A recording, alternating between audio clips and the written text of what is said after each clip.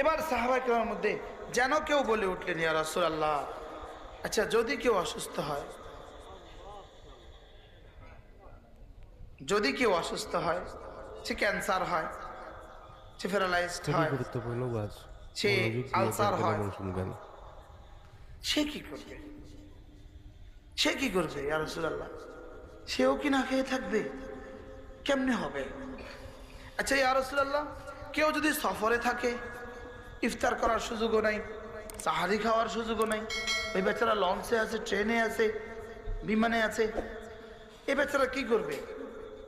তো আল্লাহ তাআলা বলেন, ফামান কানা মিনকুম মারিদান আও আলা সাফারিন, যদি তোমাদের মধ্যে কেউ অসুস্থ হও অথবা কেউ সফরে থাকো, ফাইদ্দাতুম মিন আইয়ামিন উখর, তাহলে জীবনে যখন সুযোগ হয় রেখে দিও।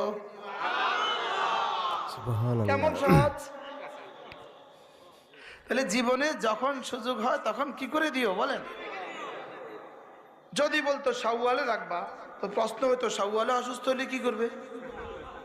আচ্ছা আগামী মহরমে রেখে দিবা, তো মহরমে অসুস্থ হলে কি করবে?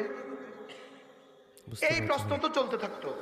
ইসলাম আল্লাহ কিন্তু এত তাআলা বলেন, কঠিন না ভাই। ইসলাম ফাইদ্দাতুম মানুষের জন্য মিন সহজ করে দেওয়া হয়েছে। আইয়ামিন উখর, অন্য আমাদের যে কোনো ইসলামকে দিনে কঠিন করে রেখে দেয়নি। দিও। শুধু অন্য যে কোনো দিনে গনে দিলেই হবে, একাধারে রাখতে হবে না, গনে দিলেই হবে। সুবহানাল্লাহ। যেমন 10টা ছুটছে, শাবান মাসে একটা, রজবে গিয়ে 5টা, শাওয়ালে গিয়ে শাওয়ালে গিয়ে একটা, জিলকাদা গিয়ে 5টা, জিলহজ্জে গিয়ে 2টা, তো যাও, কোনো অসুবিধা হবে না, যাও।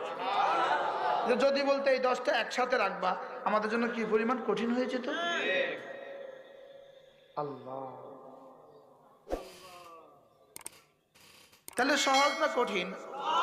এবার একজনে বলে উঠলো, আচ্ছা হুজুর, আমার আব্বা তো 80 বছর বয়স, একদম বিছানায় শোয়া, তিনি কি করবেন? তিনিও কি আগামী বছর রাখবে? ওই বেচারা কি করবে? তো আল্লাহ তাআলা বলেন, ঘাবড়াবার কোনো কারণ নাই, এই বেচারা এক মিসকিনকে খানা খাওয়ায় দিলেই হবে। সুবহানাল্লাহ। وعلى الذين يطيقونه فدية طعام مسكين, যারা না মুঠেও রাখতে পারবে না, তারা না মুঠেও রাখতে, কোন কারণে? বয়োবার্ধক্যের কারণে। বলেন, বার্ধক্যের কারণে রাখতেই পারে না, সে কি করবে? ফিদিয়াতুন, একটা ফিদিয়া দিবে, তাআমু মিসকিন, একজন মিসকিনকে খানা খাওয়া দিবে।